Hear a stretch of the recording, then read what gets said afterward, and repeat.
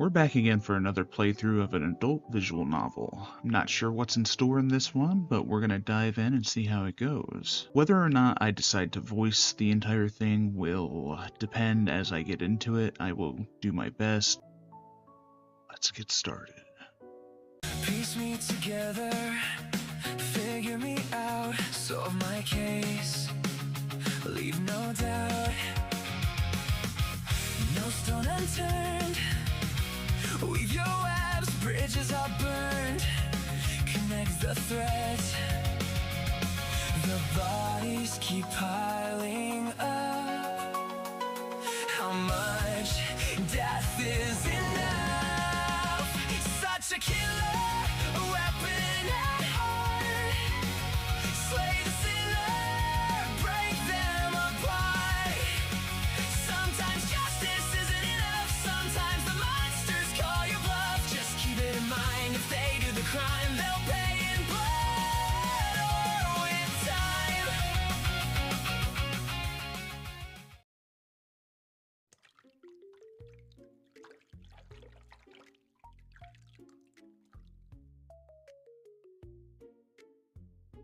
Mom!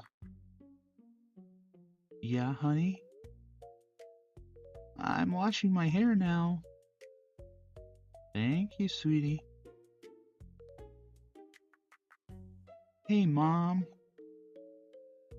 Yes? Do you remember that joke that Daddy told? Which one? About the sheep. What do you call a naughty lamb dressed up like a skeleton for Halloween? What? Bad to the bone. Daddy does it better. Yeah, he does. And do you remember why? Because Daddy is the funny one. And me? You're the smart one. That's right. Hang on. Hi, Jemina. He's not here. Alright, well, can't I come in and wait for him? I don't want you in my house unless he's home. That's bullshit. We've been friends for a long time. We are not friends. I don't know what you're so upset about. I can smell the whiskey from here. So what? I've always been a gentleman with you. Really? Don't be a fucking bitch. Such a gentleman. You can wait on the porch. Come on, it's cold. I didn't bring a jacket. You're a big tough man. I'm sure you'll be fine. And you're a fucking cunt. We're done. I just want to wait for him inside. Move! Ow, you stupid bitch. Get out! Don't you fucking hit me! Get out! You're nothing but a stupid dumb bitch. You stupid. Don't! Goddamn dumb cunt. Bitch.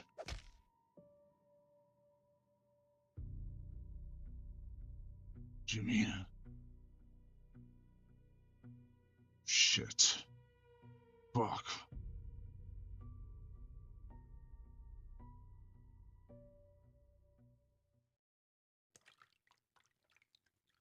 Mom?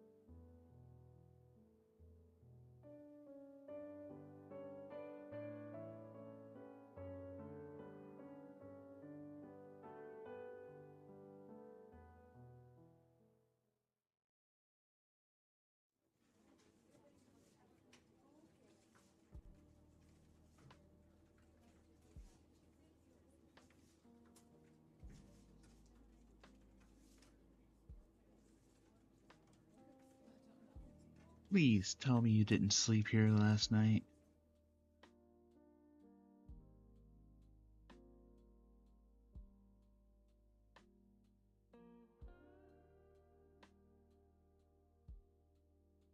That is a true statement. I did not sleep here last night.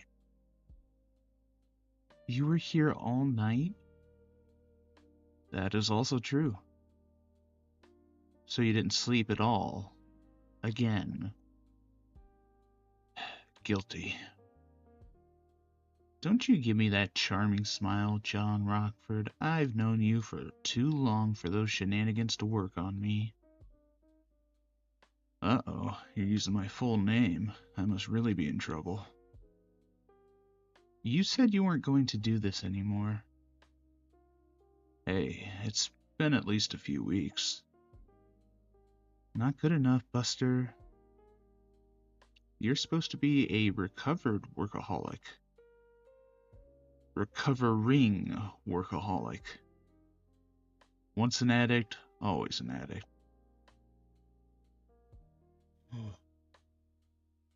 You're gonna get Alzheimer's from chronic sleep deprivation. And then you won't be able to take care of yourself, so we'll have to hire a nurse. She'll have to bathe you like a little baby, digging down in all those little nooks and crannies.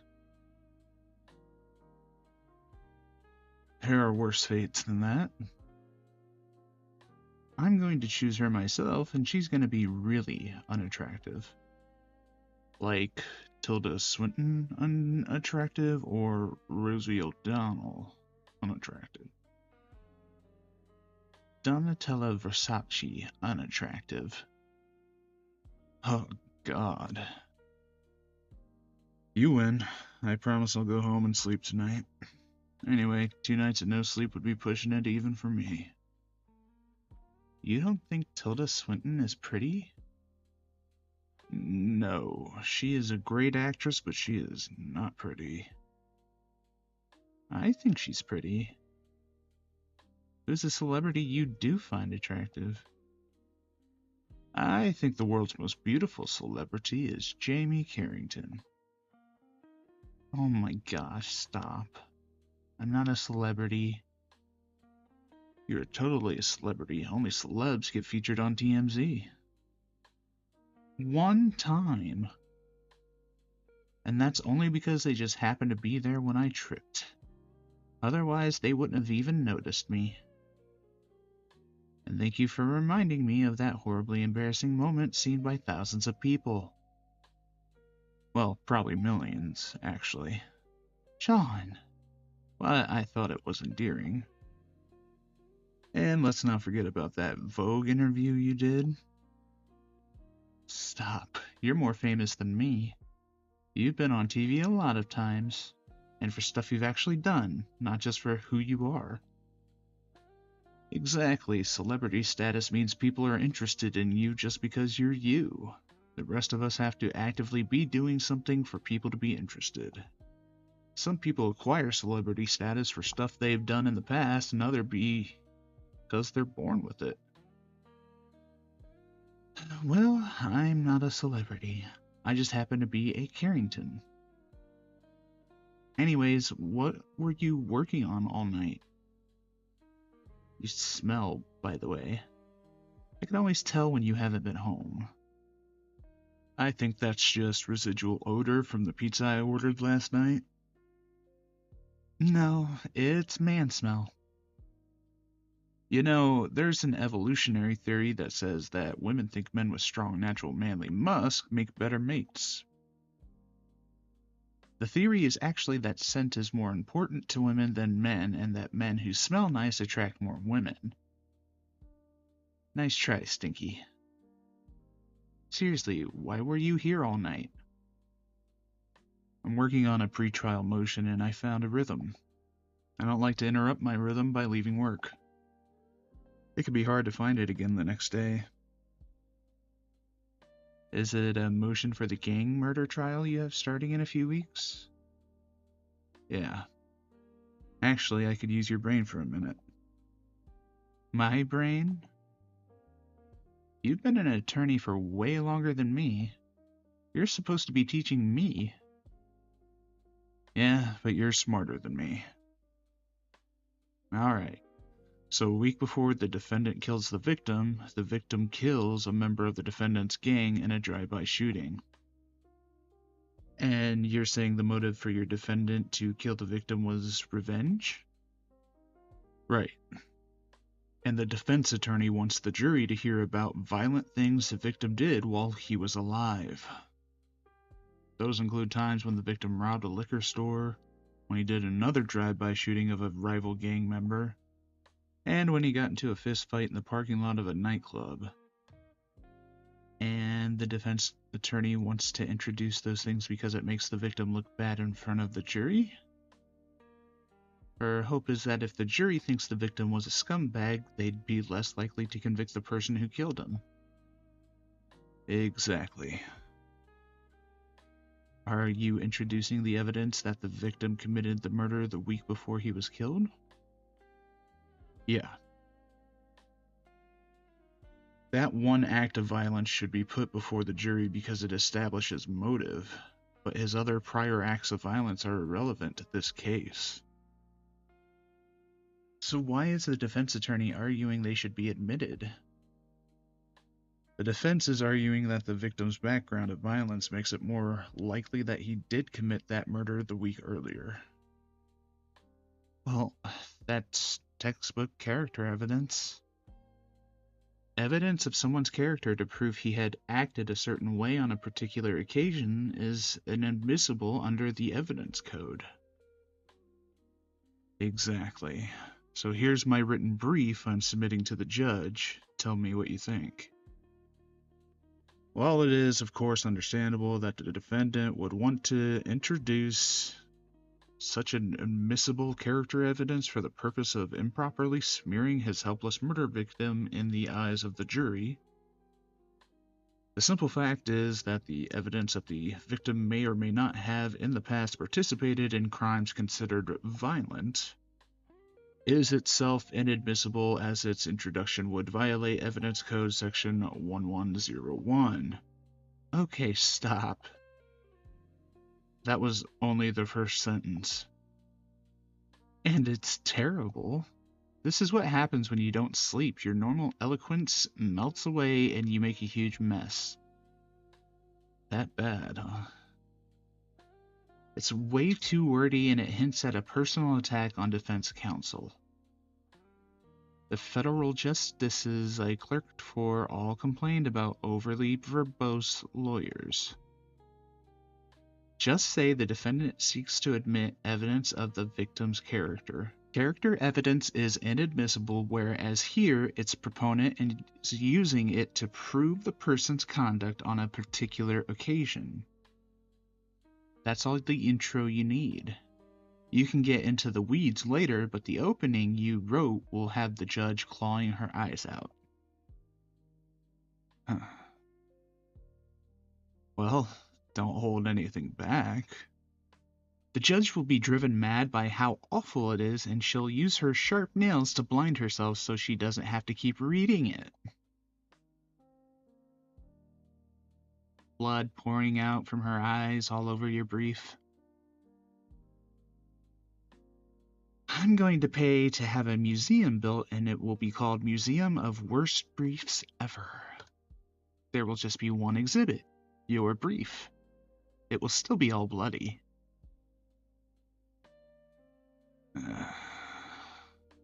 You know, I remember once when you were 8 years old, you told me I was ugly.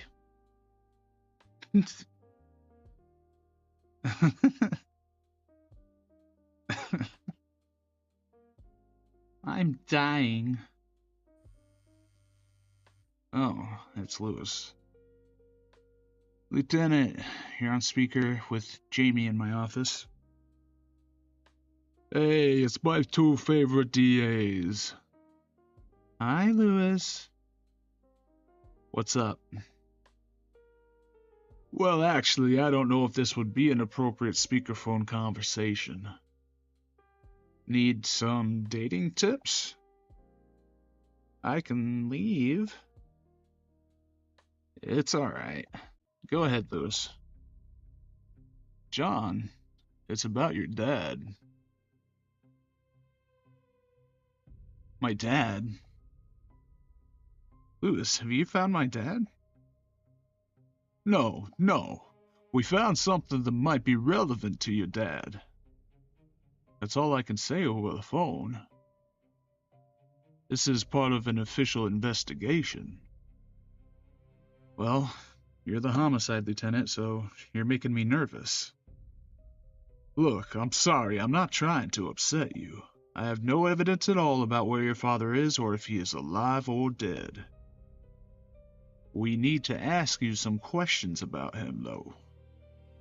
But you know I never met my dad.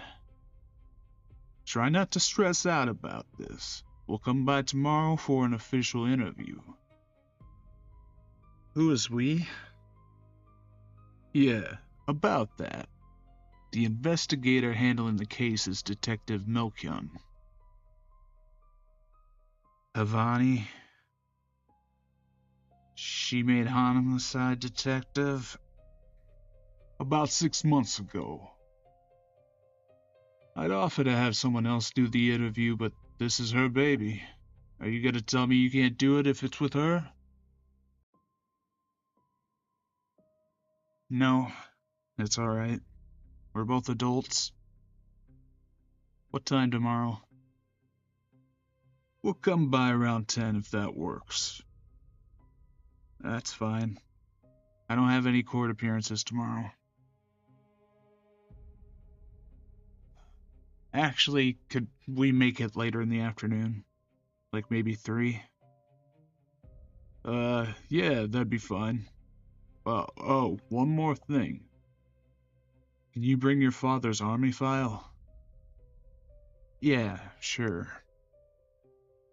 Alright, thank you. And kid, don't stress out about this. Hell of a phone call, Louise. Lewis. I'll see you tomorrow. I feel like I should have left for that. It's fine. I'd like you to sit in tomorrow. Really? Yeah, that's why I asked him to come at 3, so you have time to finish running your misdemeanor calendar. You should be out of court by 3, right? Yeah? It just seems like a really personal thing for you. Well, you never know. I may need that big brain of yours for something. Okay, it's just a little more sharing than I'm used to from you. Maybe it's just because I enjoyed watching that little attack of laughing hysteria you experienced just before the call. Well, I'd love to sit in. I noticed your mom's photo isn't in its usual spot. Were you thinking about her last night? You're very observant. I was.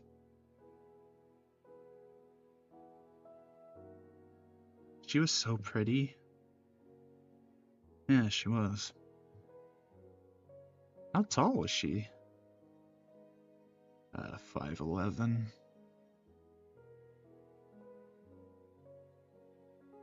You know, I only had 2 pictures of her. Without them, I wouldn't even remember what she looked like. John, you've got that I'm fine grin on your face, but that phone call must have hit you like an F-15. Not that you'd ever allow anyone to have such an intimate conversation with you, but I'm here if you want to talk about it.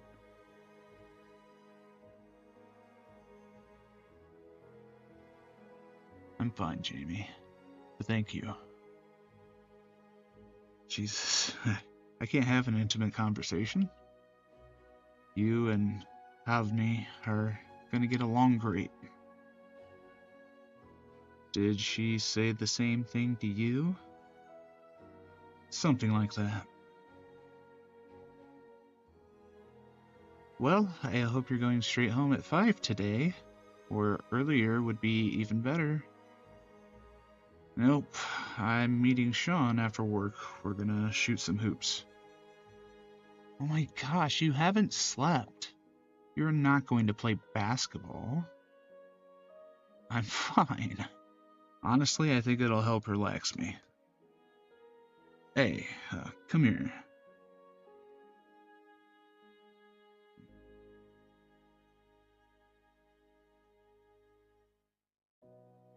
I'll come a little before 3 tomorrow. Okay. You better sleep tonight. If you don't, I'll tell your supervisor about the bottle of whiskey you and Armin drank in your office last week. You're playing with fire, Carrington. Stitches get stitches, Jamie. Don't worry, Jamie. I've got your back. Thanks, Tina.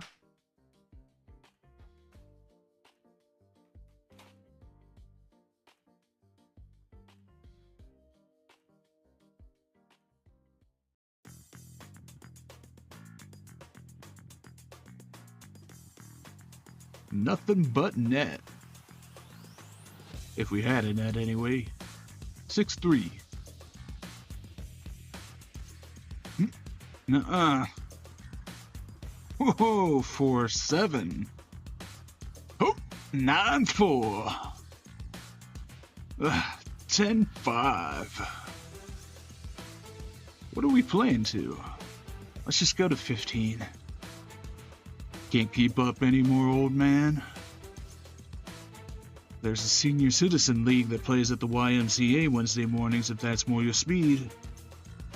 Please. There will never come a day when I can't keep up with you.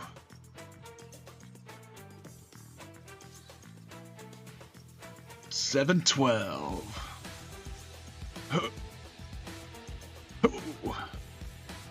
Yeet!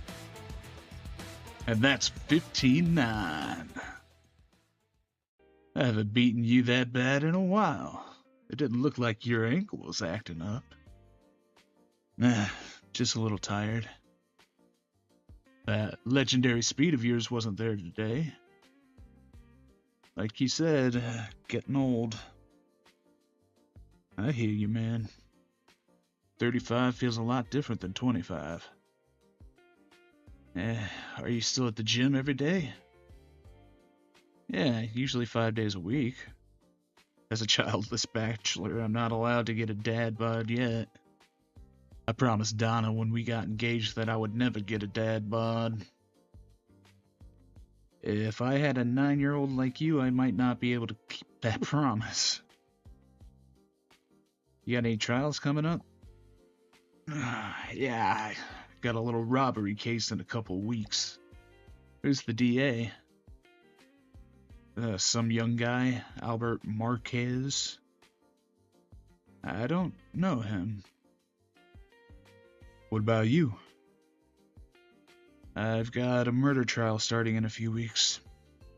Is my office handling? Yep, his attorney is Martha Stillwell. She's been pleasant to work with. Speaking of lawyers in my office, watch out for Sarah Jensen. I don't know who that is. She's got the hots for you. Is she cute? Not your type. But I told her the next time we went out for drinks she could come. Thanks a lot. Might as well get it over with. Tomorrow? Let's do next Friday. It's been a long week. When is our case going to trial? Hopefully never. That thing is such a loser for me. And Dum Dum won't even think about taking a deal. Yeah, I would hate to represent that guy. He seems difficult to talk any kind of sense to. That's the job I signed up for. Public defenders don't choose their clients.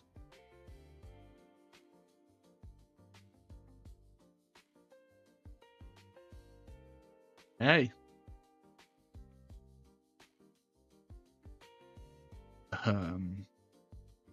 Did I just see a grown-ass woman skipping because you said hello to her? She was so cute. Oh, what beautiful babies you two would make. Do you want to catch up to her? Man, I'm exhausted. I don't have any flirting in me right now. You dating anybody? You know, Donna asks me at least once a week. No, nothing really for the last several months. That court clerk scare you away from women for a while? Oh, God, Vega. She was psychotic.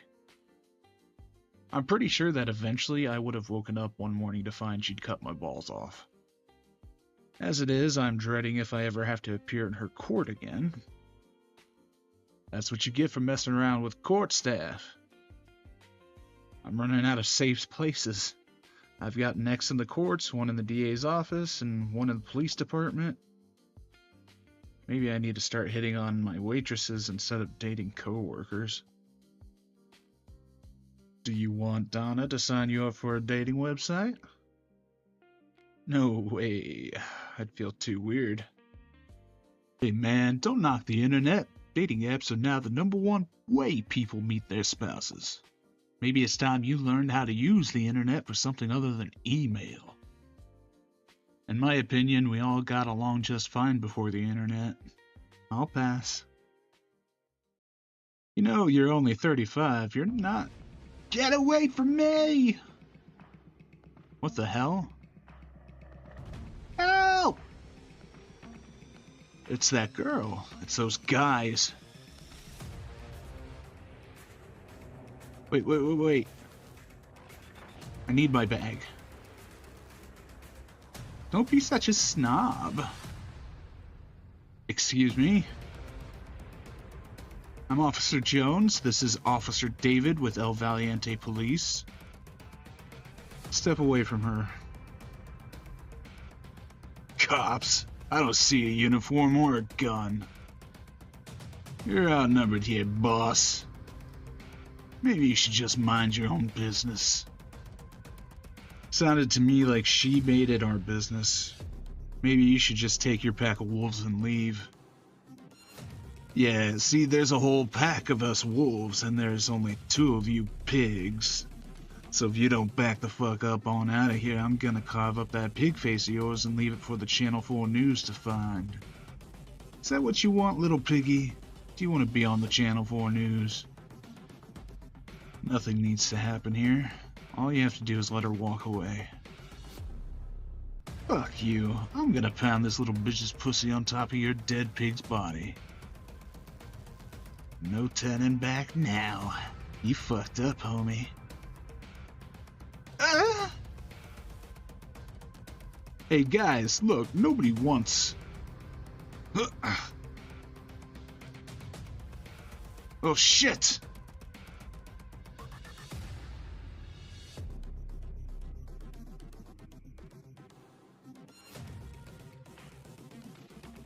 Look out! Ugh! You motherfucker!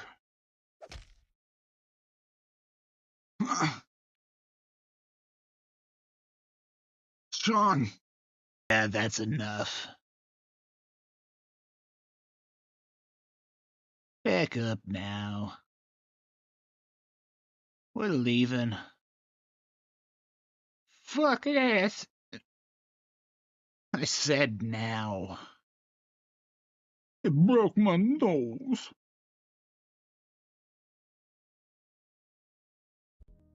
Hey man, you got stabbed. It's not bad. I'm fine. Check on her. Hey, are you hurt? I'm okay. I'm just gonna grab my phone, okay? I'll come back and we'll call 911. Please don't. I really don't want to talk to anybody. What just happened is very serious. Those men need to be held accountable. I just want to go home, please. It's alright, Sean. Oh my god, you got stabbed. Are you okay? Just scratched. Do you live here? No, one of my students is sick. I just brought him his homework. Come on, let's call someone for you. My car is in the parking lot. We'll walk you.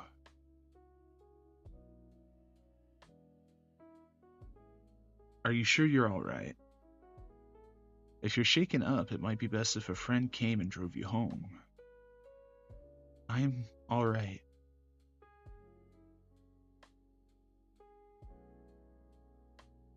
Thank you. Very much. We're just glad we were there.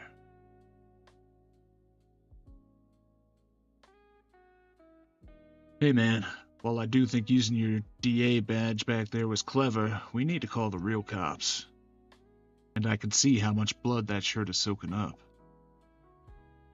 Man, I'm exhausted. I don't want to talk to the cops, and I can stitch this up myself. Wouldn't be the first time I've given myself stitches. Really? You're okay with a group of guys trying to rape a woman and then trying to kill you? No. No. We're going to the hospital. Stay here while I grab our bags and we'll have the police meet us at the ER. I'll have Donna meet us there too.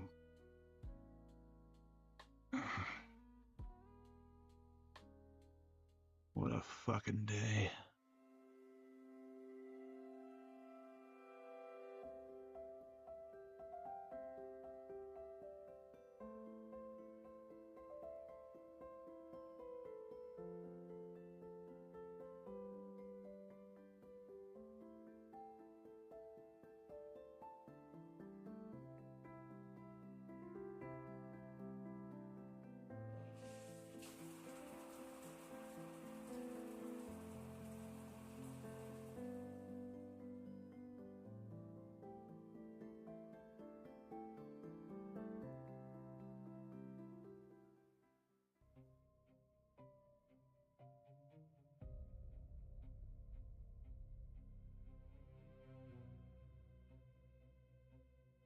It's about your dad.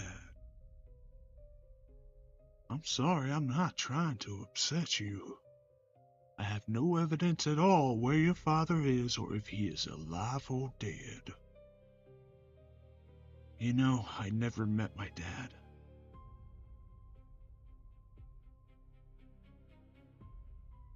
The investigator handling the case is Detective Melkian.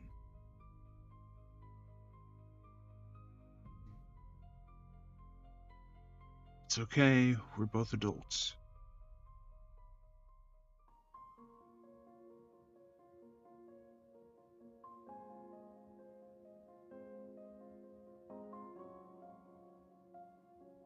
I don't understand you. I mean, you say you love me. I do. I don't think that you really know what that means. I just don't think that you trust me. Like for you, having a partner means doing fun things together sometimes. That's not fair. We both work so much. No, it's more than that. I love you. I am in love with you. But I never know where I stand with you. It's too stressful, and honestly, I just can't anymore. It's too hard knowing the way I feel about you isn't reciprocated. Ifani, I do love you. No. And it's not because of anything about me. You've got these walls up. And you just can't drop them to let anyone in. There's just always something detached about you. There are moments that couples are supposed to have together. Things that they experience that create a deep trust between them. True intimacy. It's been in those moments where I really see it so clearly. There's just something that turns off inside of you. Everything is great right up until that moment. And then it's like, whoa, wait, I can't let myself feel this. I can't expose myself in this way. And that is a horrible feeling because when you do that, you're not just rejecting intimacy, you're rejecting intimacy with me. I'll get there. We've been dating for over 8 months. We've had this conversation multiple times already. Maybe you'll never change, or maybe someday you will. But I can't keep feeling this way while I'm waiting to find out. I'm sorry. You're a really great guy, John. But you need to think about the future you want for yourself. Because unless you learn to really let people in, you're always going to be alone.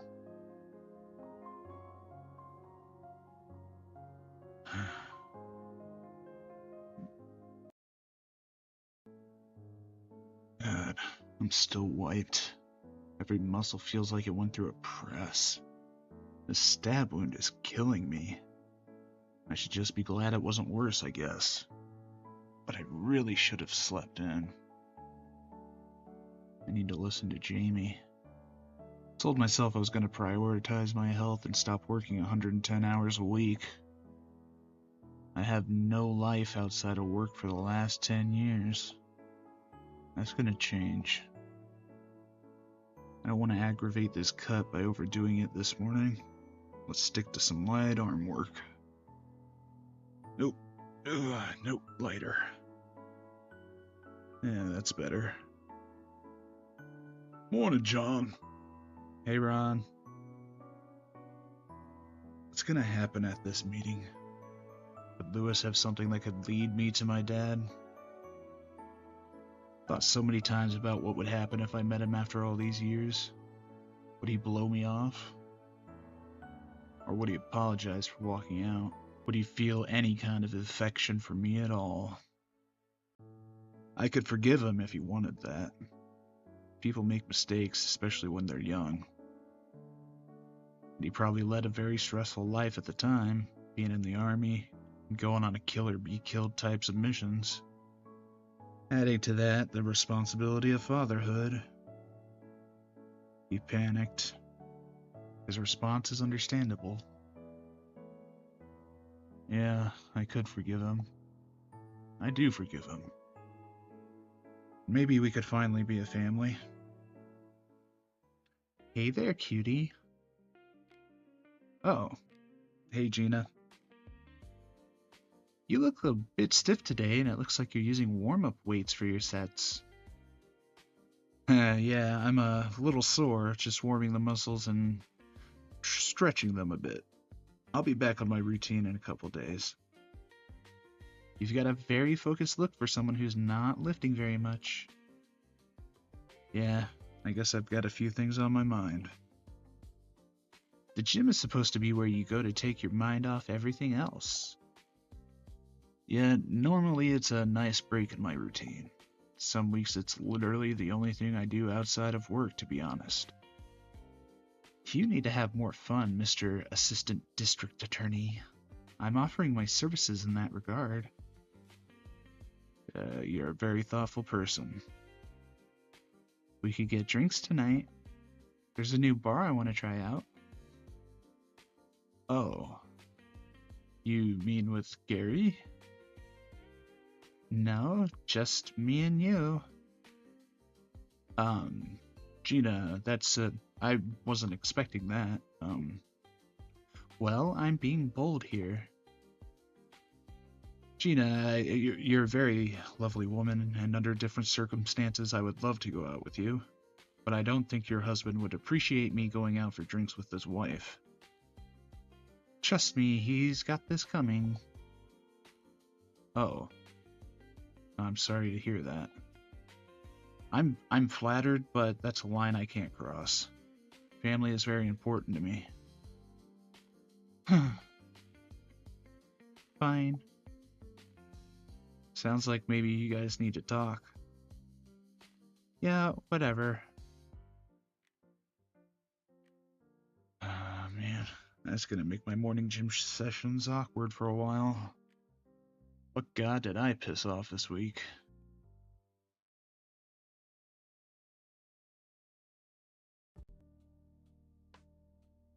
He looks nervous. He won't say anything, but I can tell. He's quiet. But is he more anxious because of what he may learn about his dad? Or is it because he's going to see her? Hey, guys! Jamie, you're here too. Yeah, I invited her to sit in. Are you alone? No, she's right behind me.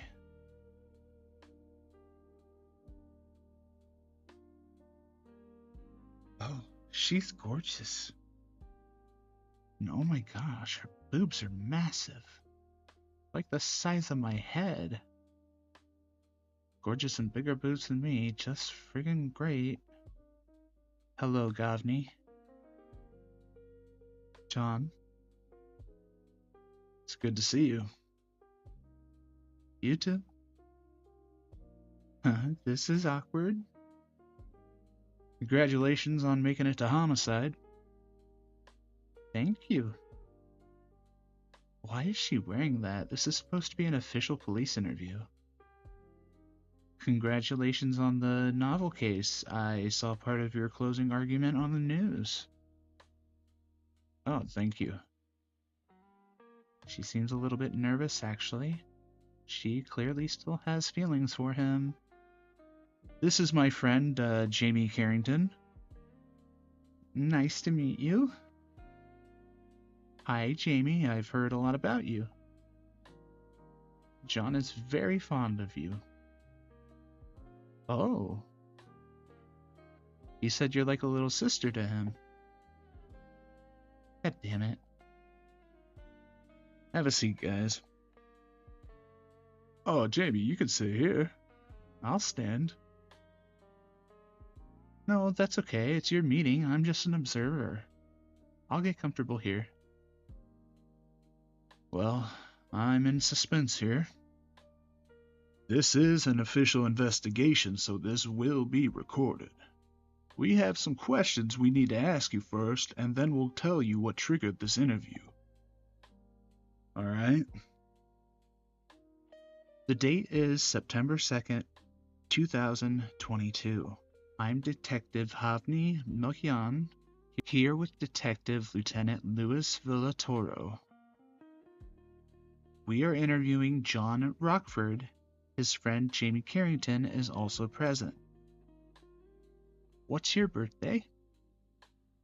I was born on April 3rd, 1987. Can you tell us the names of each of your parents?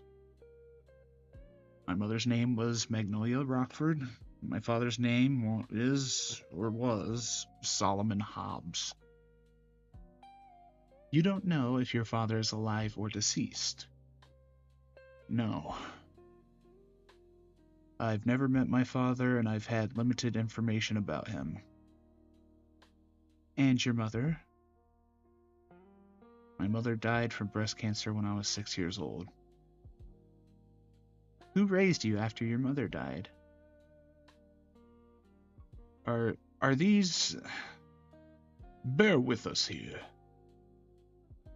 After my mother died, I lived with my grandfather until I was 12. Then he died of a heart attack, and I was placed in foster care. Did your mother ever speak to you about your father? I can't remember. Did your grandfather ever speak to you about your father? Not much. What can you tell us about him? My father was in the military when I was born. According to my grandfather, shortly after my birth, he visited our house.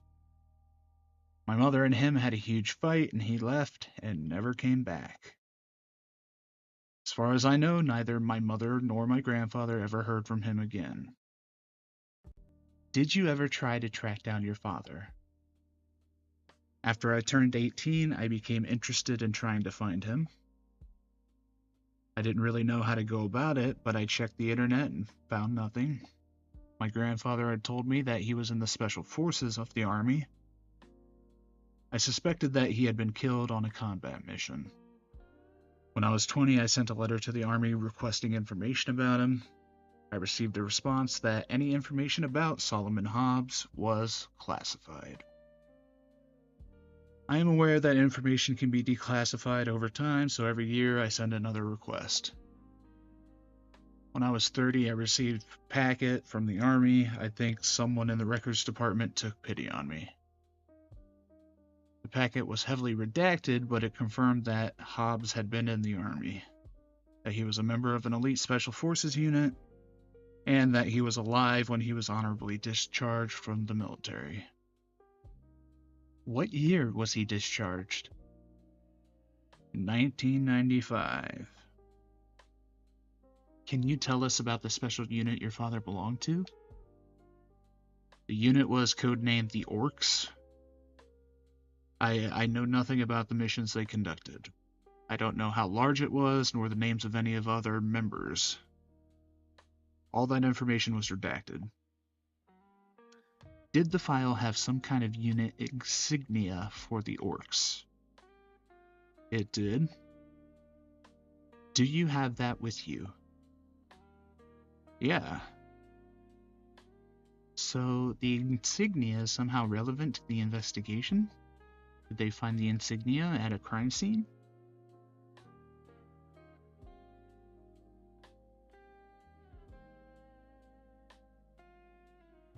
Yeah, that's it.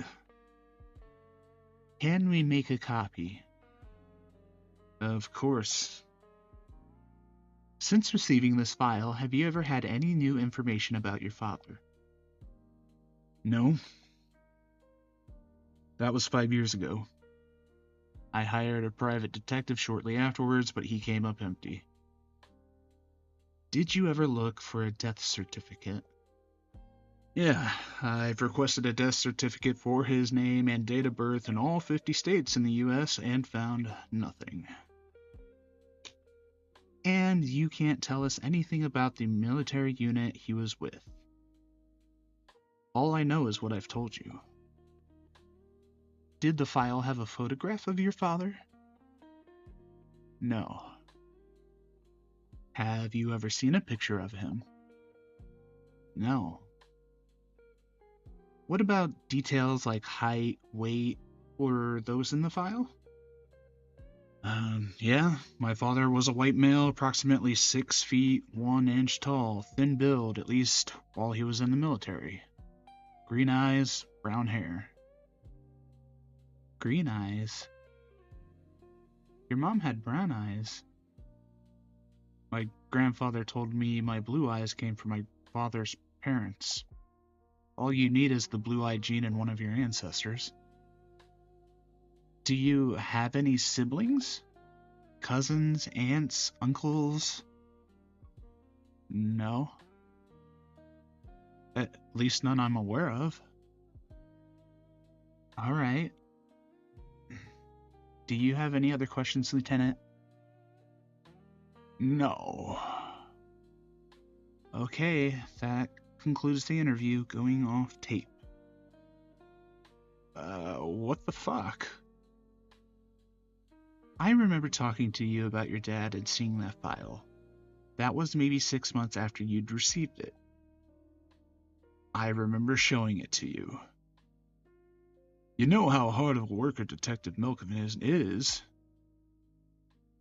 After she was promoted, she took it on herself to go through the homicide unit's cold case murders.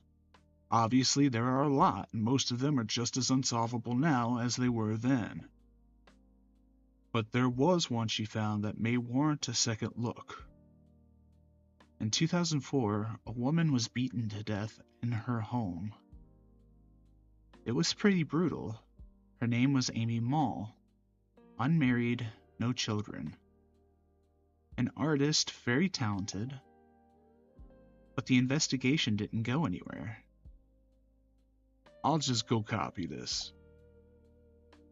Motive, suspects, domestic violence, robbery gone bad, sexual assault. There was no evidence of either a robbery or sexual assault. There was one person taken into custody who had been at the scene of the crime, but who was released right away.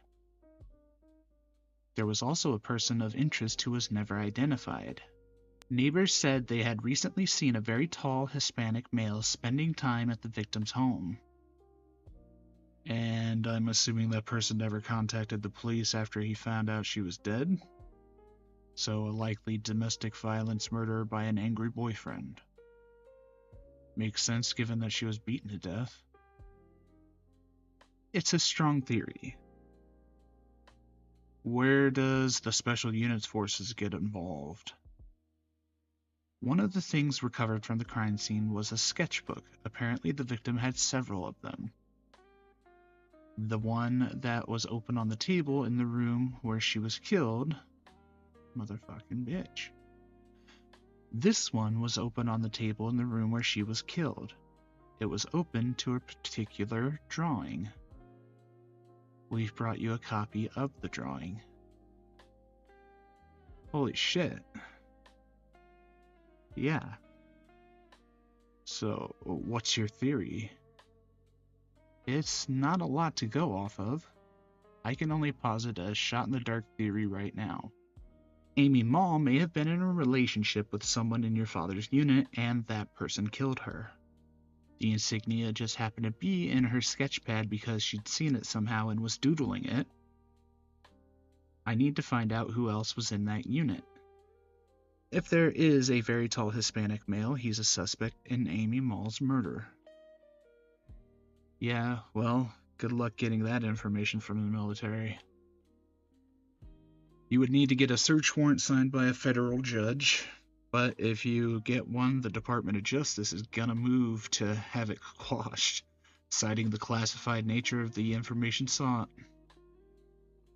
If this is all we've got so far, I'm sure a federal judge isn't gonna give you access to that stuff.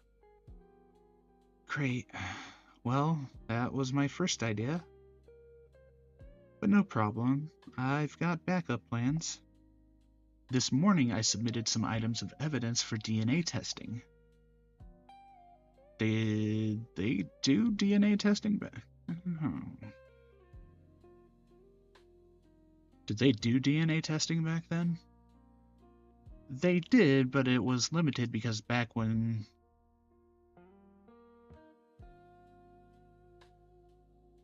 They did, but it was limited because back then we weren't testing for touch DNA. What is touch DNA? When most people think of leaving DNA behind, they think blood, saliva, semen, or hair. But I want to say in the late 90s, scientists developed a way to get DNA just from someone touching something. Basically, if you touch something, you leave behind little bits of skin, and that has your DNA. It's really only been over the last maybe 15 years that law enforcement has really started taking advantage of it.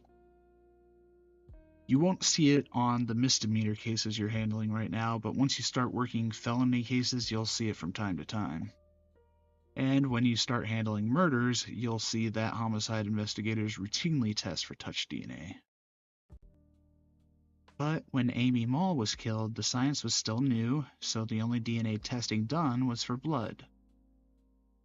I'm assuming the blood was all hers. Correct. I've submitted additional items of evidence from the crime scene asking for touch DNA tests to be done on them. Even 20 years later, the lab may still be able to get something. But I also have another idea.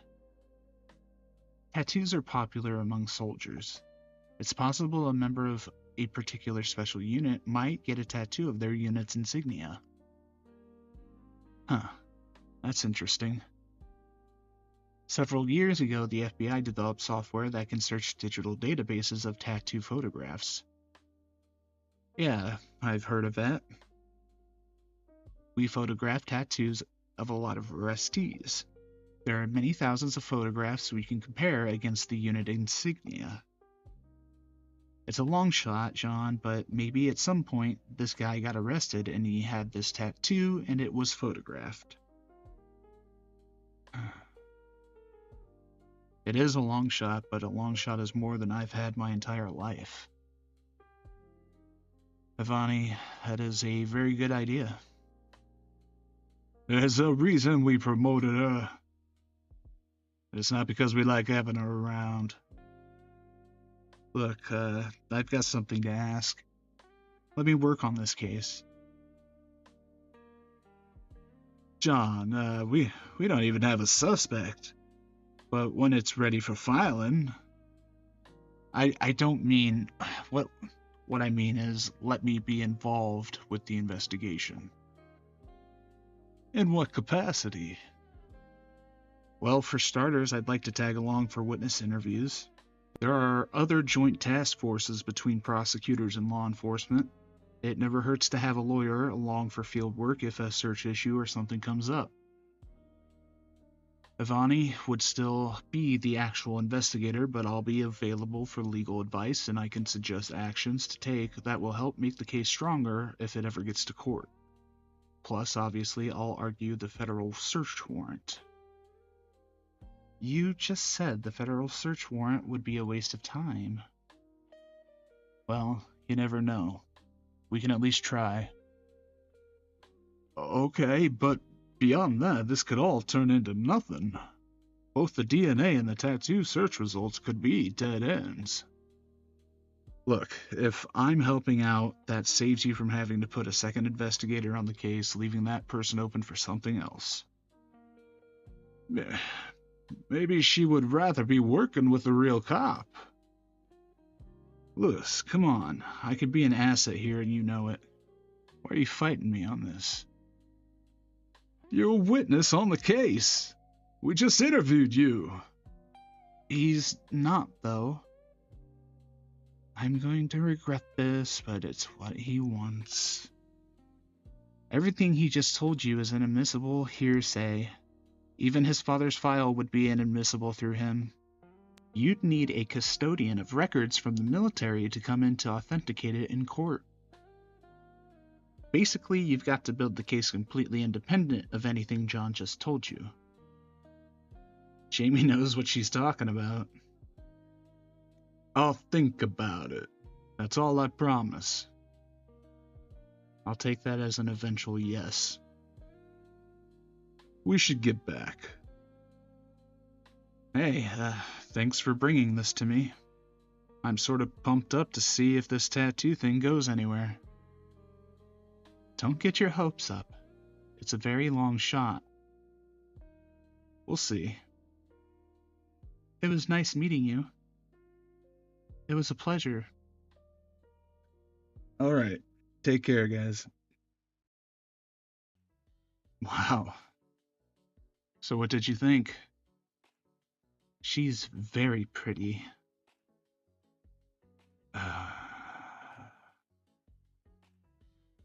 What? I meant the thing with the drawing and everything. The case. That's what you got out of the meeting? Oh, no, sorry. I mean, yeah, that's exciting. Maybe. She's right, it is a long shot. And I don't want you to get your hopes up.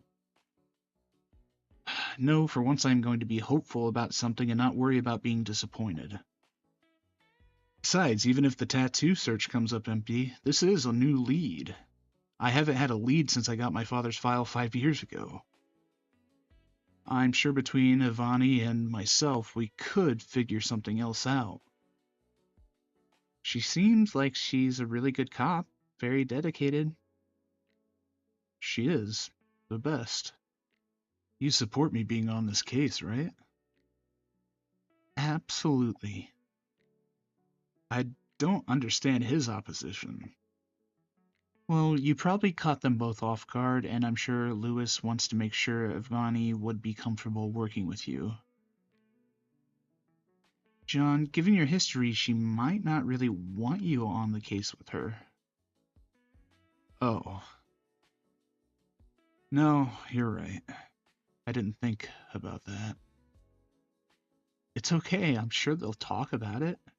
And if you're not involved with the investigation, I'm sure they'll keep you in the loop if they find anything. Yeah, you're right. Thanks, Jamie. Thanks for being here to support me. You're welcome. I should get back to my own work, though. Alright, I'll talk to you later. Keep me posted. Oh, man. That came out of nowhere.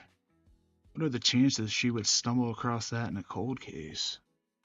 And if we had never dated, and if I hadn't shared that with her, she would have passed over it as a meaningless random doodle. Makes you wonder how many great stories there are out there just waiting for a random happenstance to get them started. Jamie's right, though. I need to be careful here. Vani and I have a history. If I'm not careful, this could get really messy, and that would be bad for the case. Maybe it was a bad idea to ask to work with her on this. I'm putting her in an awkward position. Well, she can make her own decision about it.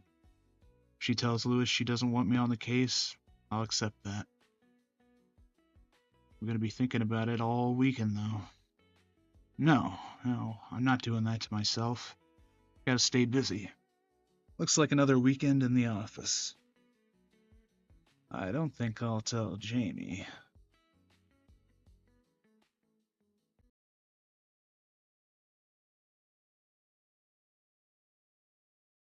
Alright, we're on the record in case number F1692, People vs. Esteban Zelada.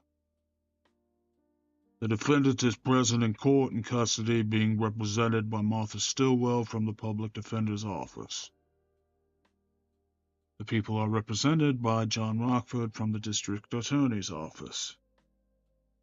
Alright, people, this case is getting old. Where are we? Your Honor, the defense is announcing ready for trial. People, we're ready for trial. What's the time estimate? 1 week. Alright. This court will be unavailable to handle a week-long trial.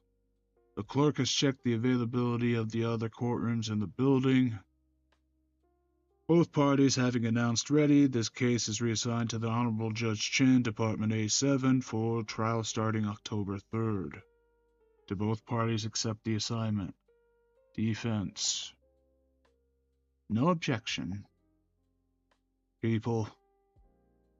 Oh, fuck me. Judge Chen. That's Vega's courtroom. Mr. Rockford, any objection to Judge Chen hearing the case? No objection, Your Honor. Great, this is gonna be a long fucking week. Alright. All parties are ordered to report to the Department A7 on Wednesday, September 14th for a pretrial conference.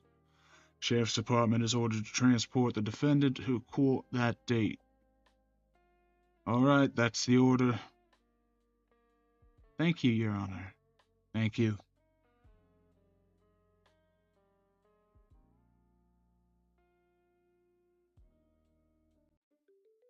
Hey, kid. Hey, Lewis. I wasn't expecting you. Well, I brought you a copy of the file. So, I'm in? You're in, but I'm keeping an eye on this. If this case gets too personal for you, you're done. I can't have you compromising her case. Understood. So, she's okay with this? She's not objecting. But John, don't be stupid. Keep it professional. I understand. Jamie warned me that Ivani may have not be comfortable with the arrangement, so I wasn't sure if, You know, you ought to marry her. Ivani? Need I remind you she dumped me? No, I just said keep it professional with her. I'm talking about Jamie. What? Lewis, Oh, come on. You know she's got it bad for you. I was there when she told you so. Are you nuts? She was 10 years old. That girl would marry you tomorrow. Lewis, you're gonna get me in so much trouble. What are you afraid of? Look, thank you for trusting me with this case. Once again, I owe you. Well, you say that, but you were supposed to play for the NBA and pay me back with your millions. Can't really do that on your salary now. For what it's worth, I was planning to pay your mortgage with my signing bonus. Yeah, too bad about that. But hey, if you'd gone pro, you never would have met her and we wouldn't be having this conversation. That's true. I guess I should be grateful, huh? Maybe. Are you happy with the way your life has turned out?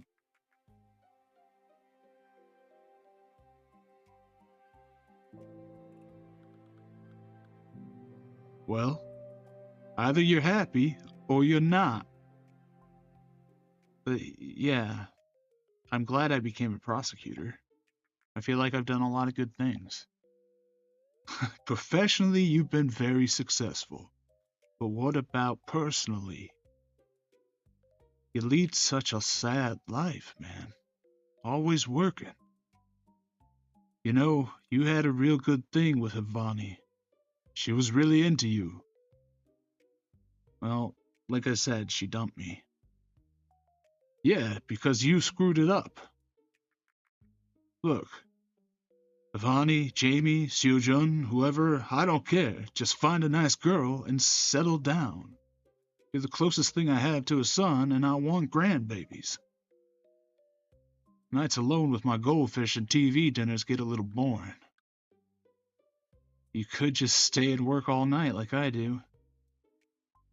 I'm too old to work hard. You don't happen to have Emmy Rossum's phone number. I'd marry her. Ooh, I'd take J-Lo any day over any other woman. Well, if I bump into her when I'm in the vegetable aisle at the supermarket, I'll put in a good word for you. Okay, kid. Now remember, I mean it. If this case gets too personal, I'm taking it back. I understand. Thanks, Louis.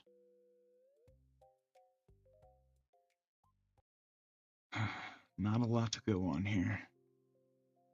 Might be worth trying to re-interview this guy they picked up the day of the murder.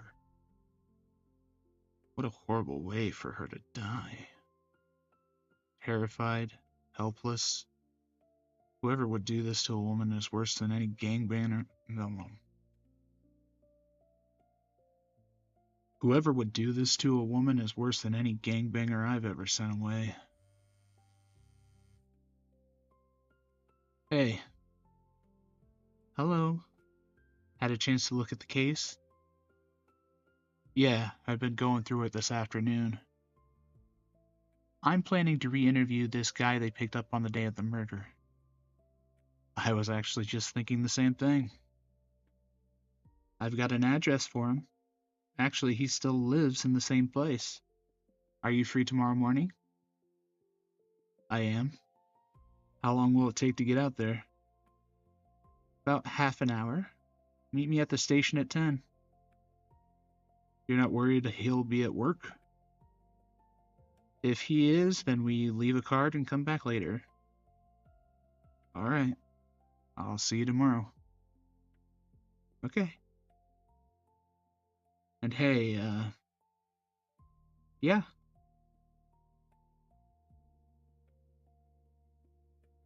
Thank you for this. You're welcome. I'll see you tomorrow.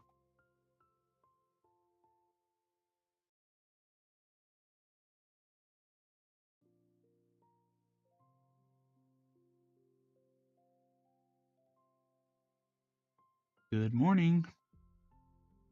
Morning. Ready to go? Yeah, hop in. You're not driving. We're taking an unmarked car. No, that's all right. We can take my car. John, this is a police investigation. We're taking a police car and I'm driving because I'm a police officer. Come on, we'll just take my car.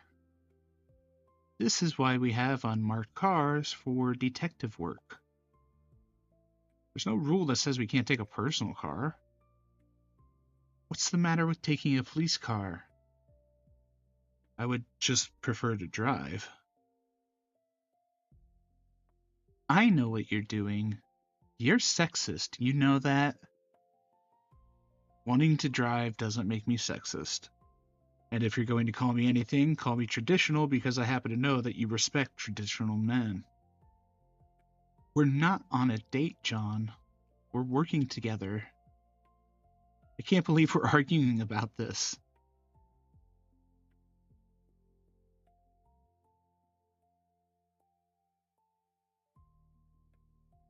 You're right. We'll take a police car. Good, great. Let's go.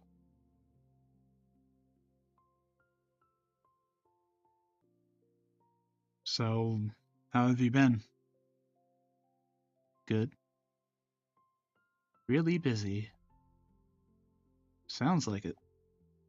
A homicide detective's caseload is heavy enough without actively trying to add new cases. What inspired you to start reviewing the old case files? I just had a weekend where I felt caught up on all of my open cases, and I thought maybe there's somebody in there I could help. And it's been almost every weekend for the last couple of months. I've wasted a lot of time, though. It takes a couple of days of reviewing the case just to realize there's nothing you can do. I did find a couple where I thought additional DNA testing might give me a new lead, but so far I haven't gotten anything useful. But with this one, as soon as I saw that drawing, I knew I had to work it up. Because of me? Partly. Partly I was just intrigued. I'd like to know why that drawing was in her sketchbook.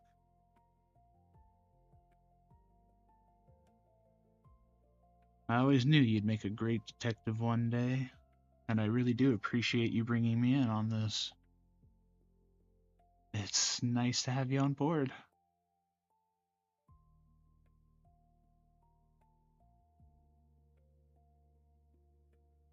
Alright, so this witness says he showed up, found the victim already dead, and called 911. Right. He was initially detained as a possible suspect, but released when the investigators found no evidence he was involved. They did take a sample of his DNA. You're gonna miss the turn. I know where I'm going. Alright.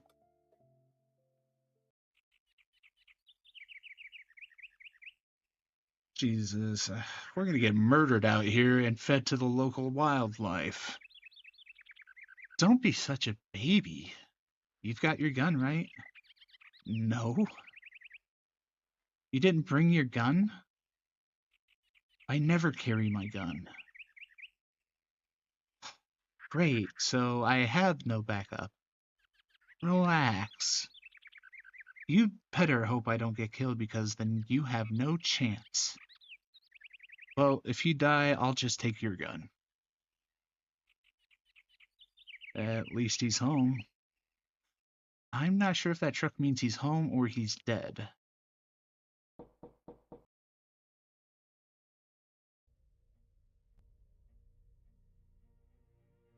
Hi, good morning. Are you Cobra Hawkins? Unfortunately. Mr. Hawkins, I'm Detective Melchion with the El Valiente Police Department. This is Assistant DA Rockford. We're conducting an investigation and we have some questions we'd like to ask you. Do you have a minute? Well, what about?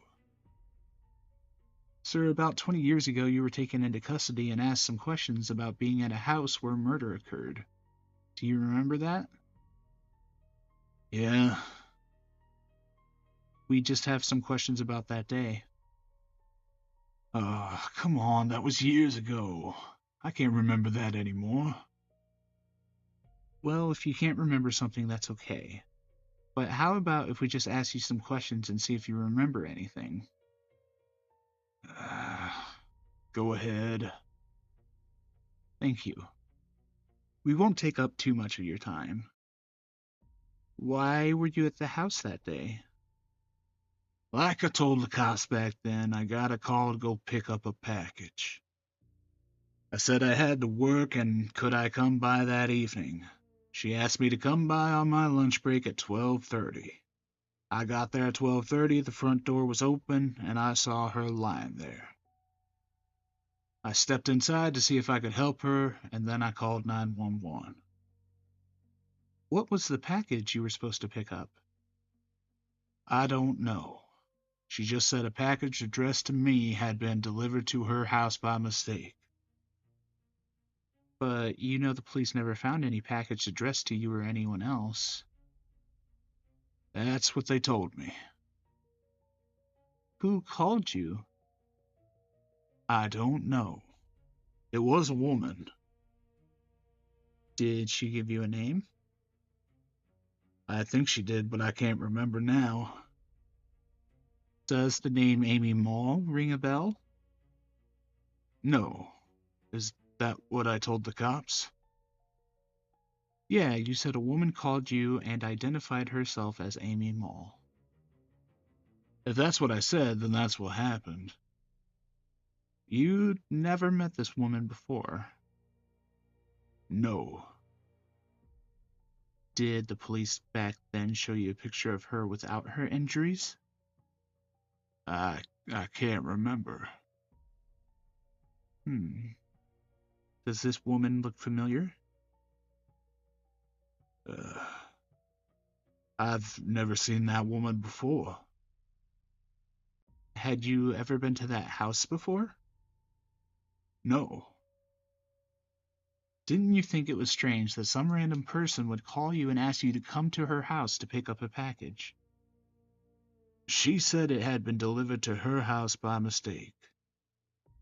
What was I supposed to say? No, just keep it? Did you touch anything else in the house? Did you open or close the front door? No.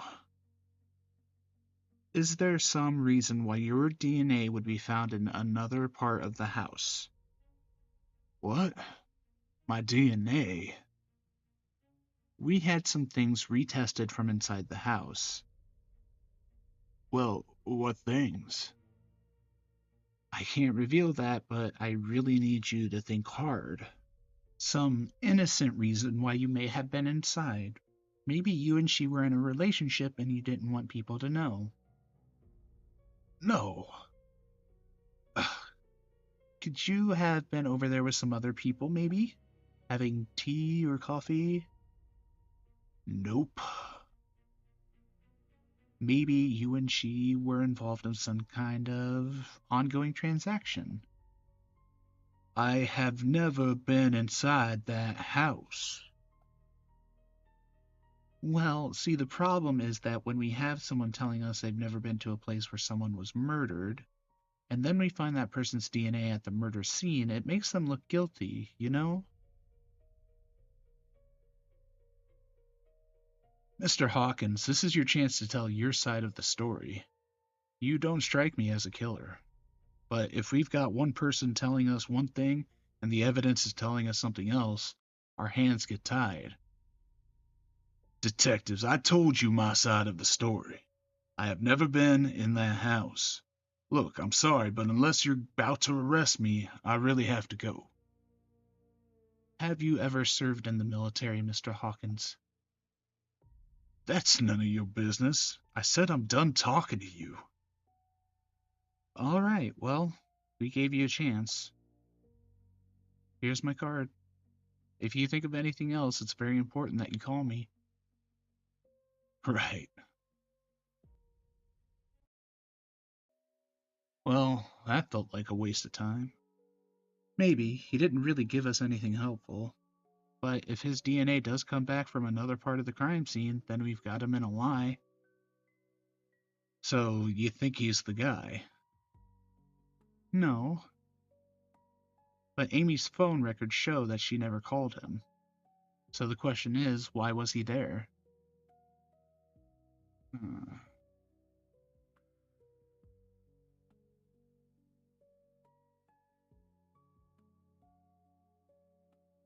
I'm assuming we've reviewed Amy's phone records to try and find the guy she may have been seeing? Right, the number we think was his was an unregistered prepaid cell phone. Huh, so he may have been married? It's definitely possible. Alright, well, let me know when either of those test results come back. I'll be especially eager to hear about those tattoo results. I will. See you later.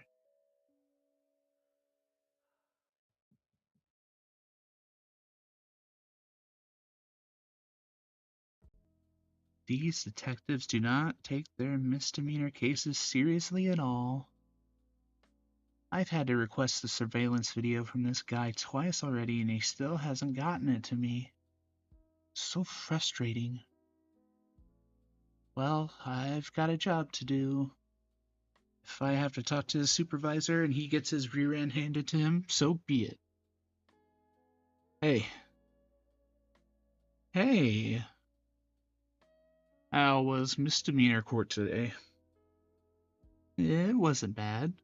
My judge tries not to schedule Fridays heavy. Were you in court this morning? Yeah, I had a pretrial appearance on a case that is probably still a few months away from going to trial. Just a quick in and out. Any fun weekend plans? Do you remember my friend Jennifer? The kind of heavyset one? That's how you remember her? Not the blonde who's bubbly or laughs loudly or something like that? Sorry, male. We noticed the physical first. Apparently. Anyway, we're going out to dinner tomorrow. Downtown? Yeah, a newer place called Farmer's Table. Sounds very healthy. Supposedly it's all organic and grown locally. It's actually not that far from your loft. Oh, well, if you two get sloppy drunk and need a place to crash, feel free. Or you could just go home with the first man who smiles at you. Both are viable options for a Saturday night in downtown. Oh my gosh, I would never. He'd probably turn out to be a murderer. Maybe some guy with a fetish for collecting women's teeth before he slits their throat. Wow, what a way to go, huh? Strapped to a dentist chair in some nasty dark basement. Okay, what horror movies have you been watching? Actually, I just bought a used dentist chair on eBay. Would you like to come over and see it? Hey buddy, I'm recording this conversation. If I go missing, I'm leaving instructions for the police to check the dumpster behind your building. And to look for my teeth in your sock drawer. Jamie, please. I would never discard you like old trash. I'd be a much more respectful murderer. So you'd have me stuffed and mounted on the wall. As much as I do love expressive modern art, that might be a bit difficult to explain when I have company. Good to know the only reason you're not going to murder me and use me for a decoration is you're worried about getting caught. Thanks, buddy. Well, that's not the only reason. I need somebody to discuss the latest Marvel movies with. Speaking of, there's a new Spider-Man movie coming out soon. Really? I hadn't even heard about it. I know, anytime you bring up a new Marvel movie, it's already been out for like a year. I depend on you for that kind of knowledge. You spend zero time watching TV or surfing the internet, so you pretty much depend on me for any kind of knowledge that doesn't involve one of your cases. What did you even do before I started working here? I do read a handful of books every year. What are you doing this weekend? And if you say you're working, I'm going to tell your boss to make you take time off. Actually, how do drinks sound tonight? Just me and him? Sean and I thought we'd get a group together. Oh, a group. Are you interested? Yeah, that sounds like fun. Who else is coming? You're the first person I asked, but I'll mention it to a few other people. People will actually be interested now because you're coming. I'm not sure I'm a big pull. I've only been working here for a year, so I don't know as many people as you. Come on, everybody likes you. Me, they could take or leave. I'd take you. Well, that's one. When that one is me, one is all you need. No argument here. Any place in particular you want to go? There's that new place over on First and Broadway. Alright, shoot me a text with the info and I'll let people know. Sounds good.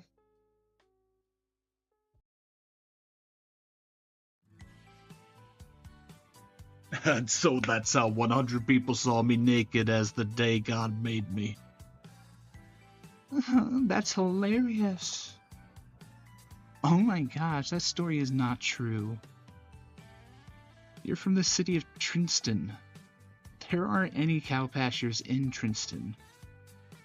And to God, it was the Trinston Farm Animal Rescue Sanctuary.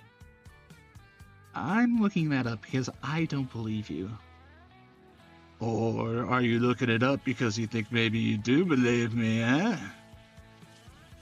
Oh, man, I'll give you $100 to strip down naked right now and run around the block. Please, my dignity is worth more than $100. Sounds like you stripped down for free before. There's way less than 100 people here, so what's the big deal? Back then, I was a young man with the physique of a Greek god.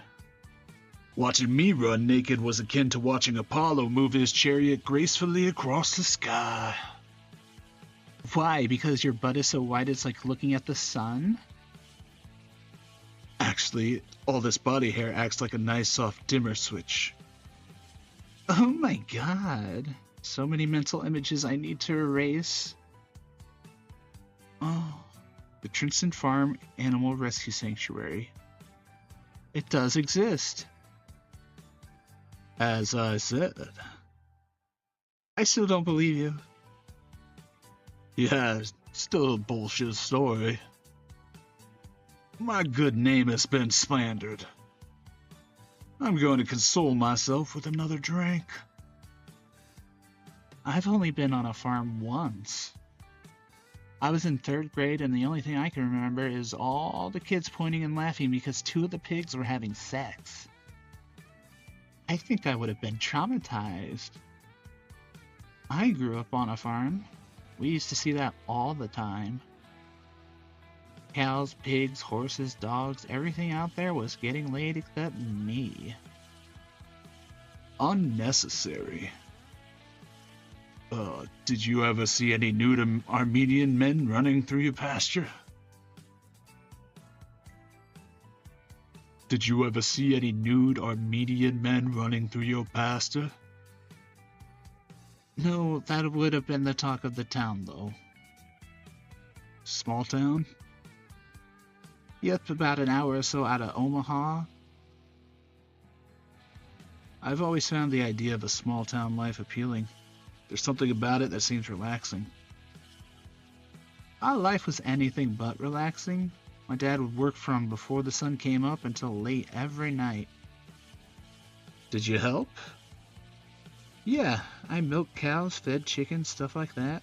Sometimes I'd ride in the tractor with them. Do you know how to drive a tractor? Sort of, but not really. I left that life for the big city when I went to college. I can drive a stick, though. What? Any desire to go back to Nebraska? No, I don't really like it there. It's too conservative.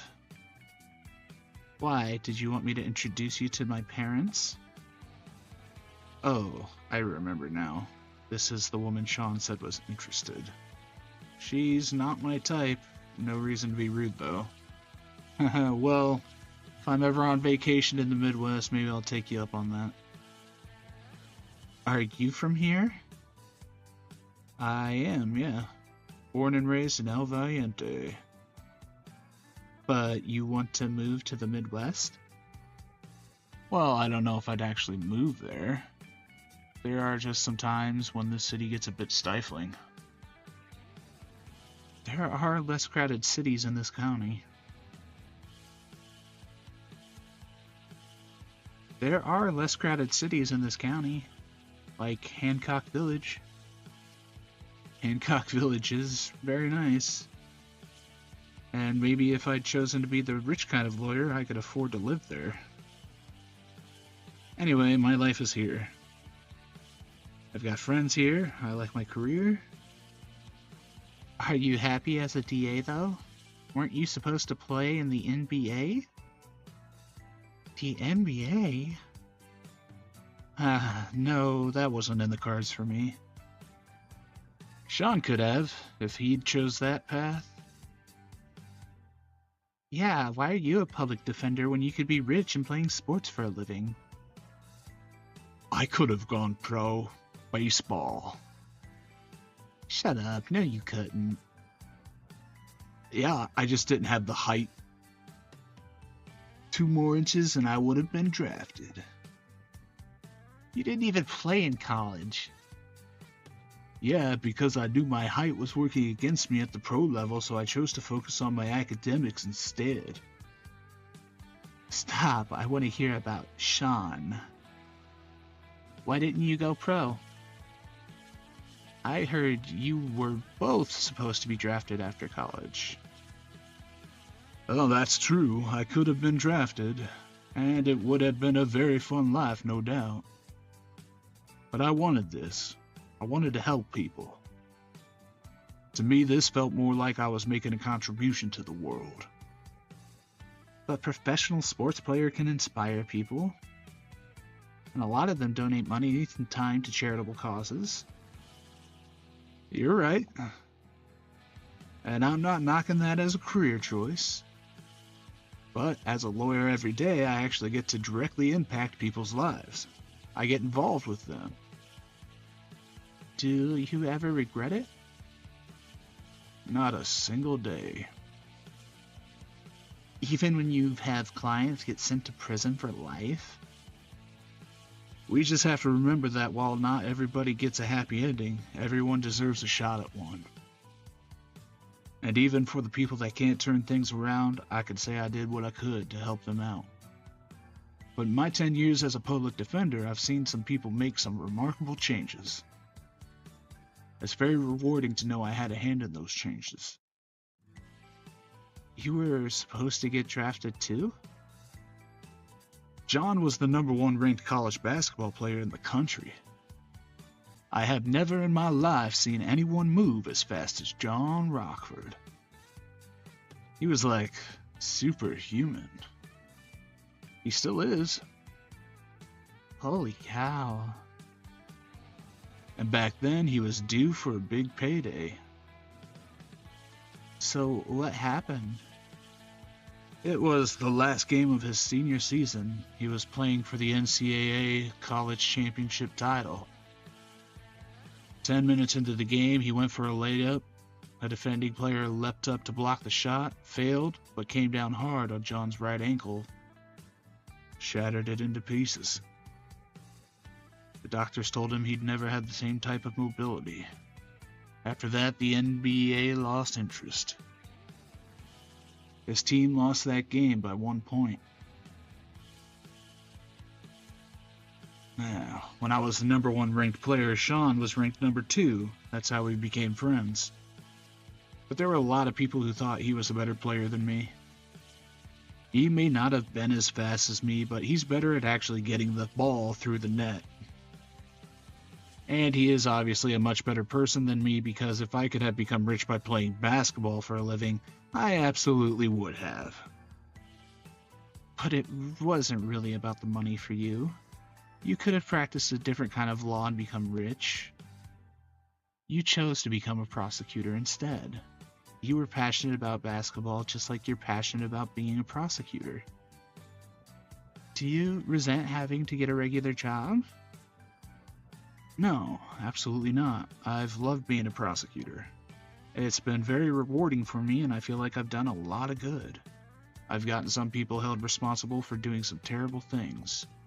There have been more than a few hugs from victims or their family members. I don't think I would trade those for anything. But if you hadn't been injured and knowing what you know now, would you still choose the law? Tough question. Maybe if I could have played basketball for a few years and then went into law, I would have done that. Like Steve Young. Yeah, I guess he became a lawyer after the NFL. Do you hate the guy who broke your ankle? No, not at all. He knows I never blamed him. When you play any sport, you understand injury is always a risk. I'm just glad I got to play for as long as I did. Most people don't get the opportunities I did. And if it hadn't been for basketball, I wouldn't have had a hard time paying for college. So when it was over, I accepted it and moved on. Would you ever do something besides being a prosecutor? Maybe. I could probably enjoy doing trial work on civil cases. I'm not really sure what else I could do. You've handled some pretty high-profile cases. You could probably write a book and retire off it. If you need some help spicing up your stories a bit, just let me know. I'll keep that in mind. Me personally, I'm just very passionate about the work. I've always felt like I needed to focus all my efforts on being a great prosecutor. I had some options too, of course. I spent a lot of time studying finance when I was younger. If I weren't so dedicated to the DA's office, I could spend more free time investigating. If I weren't so dedicated to the DA's office, I could spend more free time investing and I'd be rich by now. Whatever. Now, Jamie's got a limited career as a county prosecutor. Hey. He's right. Jamie could be on the Supreme Court one day. Fat chance of that. You're the smartest person I've ever met. You graduated top of your class from Harvard Law. Clerked for a United States Supreme Court Justice. I suspect there are a few people in your position who spent their entire careers as a county prosecutor. Usually just out of law school, they're either making a ton of money in civil practice or they're working for the United States Attorney General to set up a political career. That's true of most of my classmates. Have you guys seen either of her law review articles? No, I had no idea she was published. In one of them, she formulated and argued for a new standard of proof to be used in trademark prosecution cases. A few months ago, her proposal was adopted by the Ninth Circuit Federal Court of Appeals, and just last week, by the D.C. Circuit. Pretty damn good for someone just 3 years out of law school. That's awesome. I think you're gonna develop into a great prosecutor and trial attorney. But we both know you're too big for this little pond. Right now I'm just learning how to be a good ADA. I just want to focus on that. Yeah, well, she's a Carrington, so obviously there are some advantages she has over the rest of us. Anything Jamie has or will accomplish in her life, she has earned. If she becomes a federal judge, it's simply because the right people recognize her talent. Thank you. I'm going for another drink. So what's your history with her? Jamie and I go way back. Her brother and I played basketball together in high school. What's the age difference? I'm 8 years older than her. So she was just a little girl when I met her. She's not a little girl anymore. Hey Sarah, when you were on that farm, did you ever have to slit a chicken's throat? Actually, Looks like Jamie's got a fan.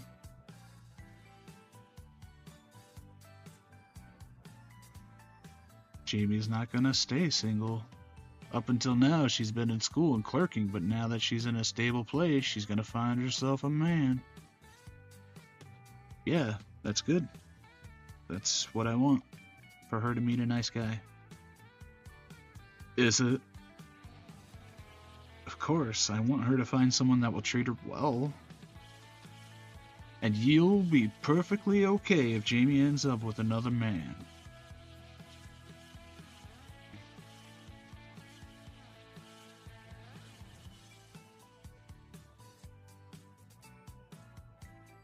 You're imagining things. Hey, how are you? Hey there, what can I get you? Bourbon, neat. Anything in particular?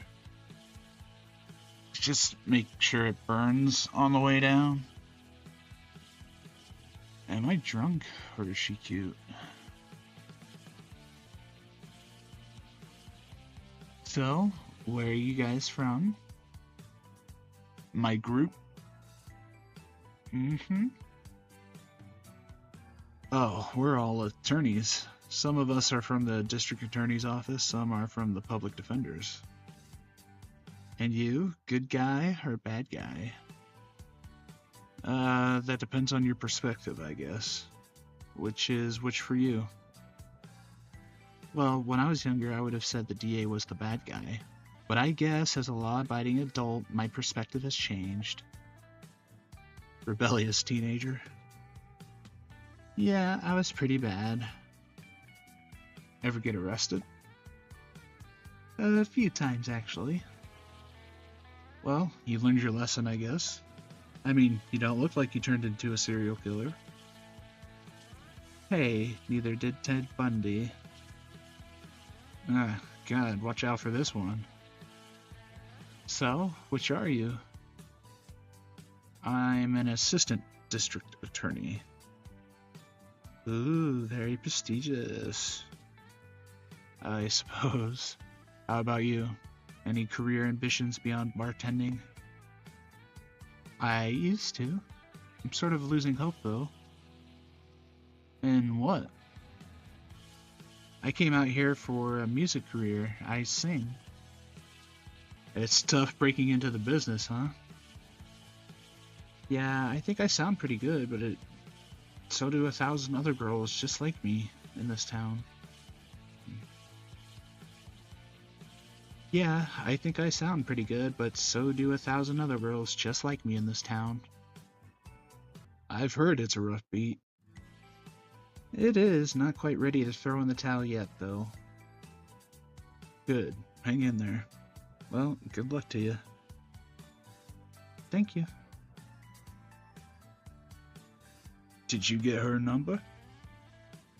No, man, I wasn't interested, just being friendly.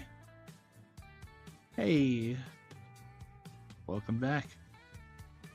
Did you get her number? What is this? Did you?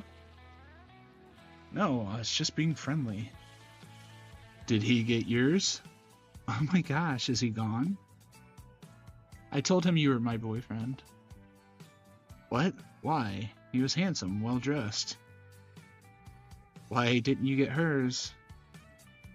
Just not my type. Everybody, I have an idea. Let's all go around the table and say the type of person we're attracted to. Ooh, I'll start. Tall, brown hair, blue eyes. Hey, Armin, how about another story? Oh, did you guys know that I used to work in the bear training industry? Do you train bears? Like grizzly bears? Oh, no. I was training to be a bear, you know, like in commercials. I would play the bear. Don't they use real bears for those? Are you insane?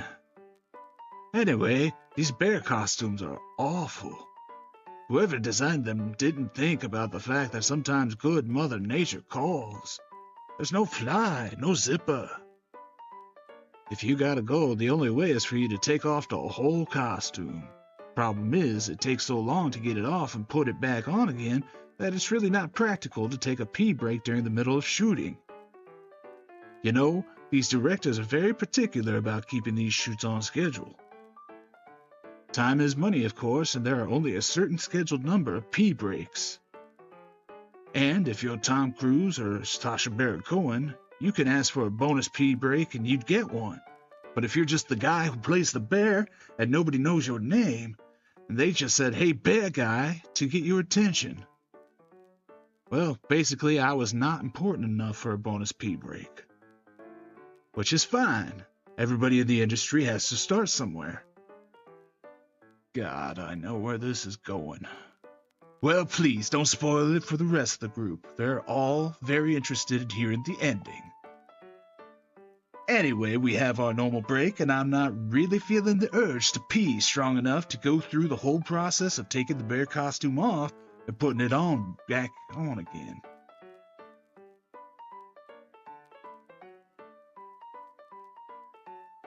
And putting it back on again.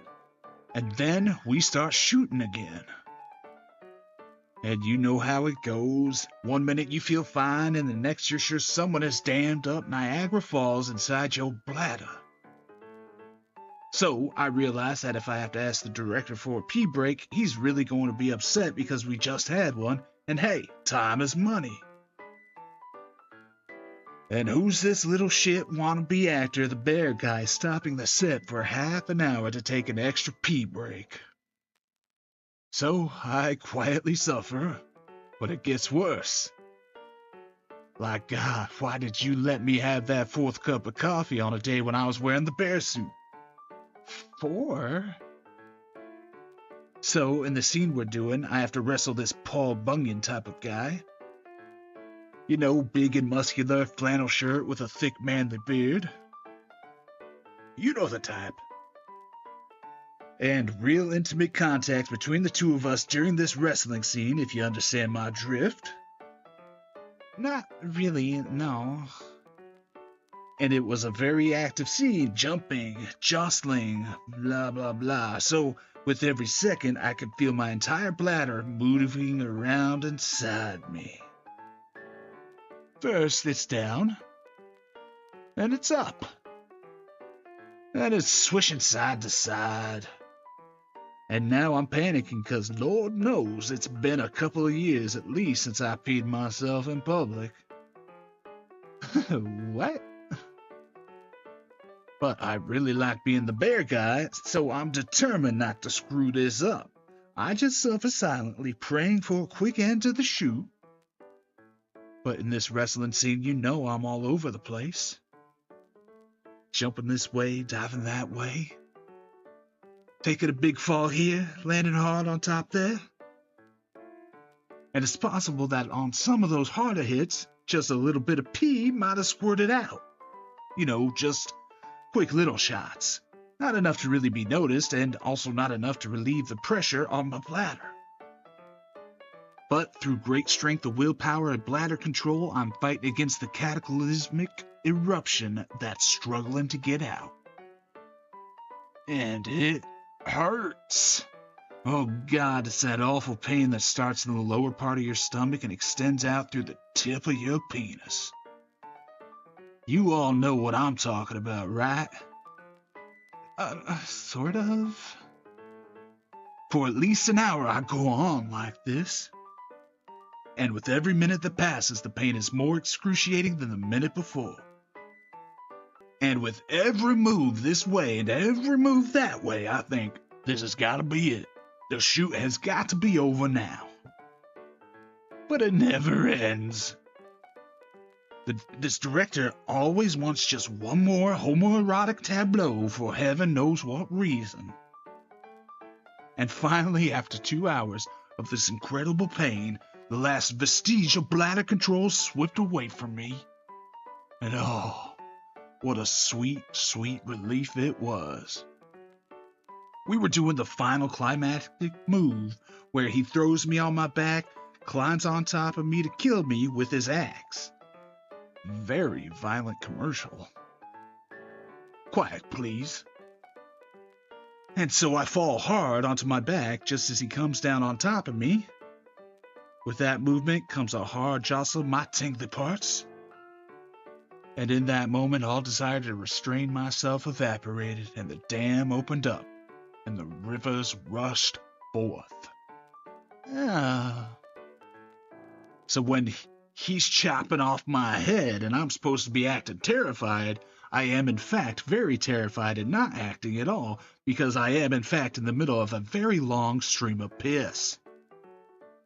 And I can feel all 5 of those coffees, you said 4, rushing out of me from my loins and into the bear suit, and I'm just horrified because there's this beautiful Russian girl working one of the cameras. And I just know she'll be the first to notice the dark spots forming in the bear suit. And of course, any moment now, Paul Bunyan is going to put his hand in the wrong place, and he's going to get this wet squishing sensation where he expects dry fur. For 2 minutes this pee stream lasts. And to God, I kept waiting for it to end, and it just kept coming, like trying to empty a bottomless well, it seemed. But here's the amazing thing. That bear suit was so thick and it had a strong inner lining, so the suit absorbed all 6 of those coffees without actually soiling the outer fur.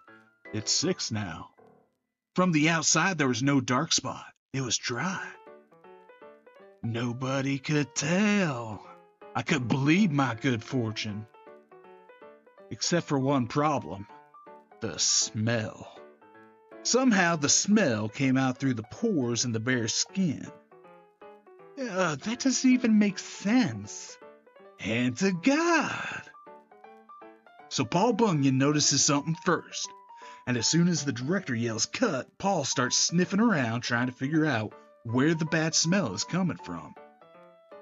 So I'm thinking very quickly, and I decide I need to move around so that the smell is spread out over the entire room.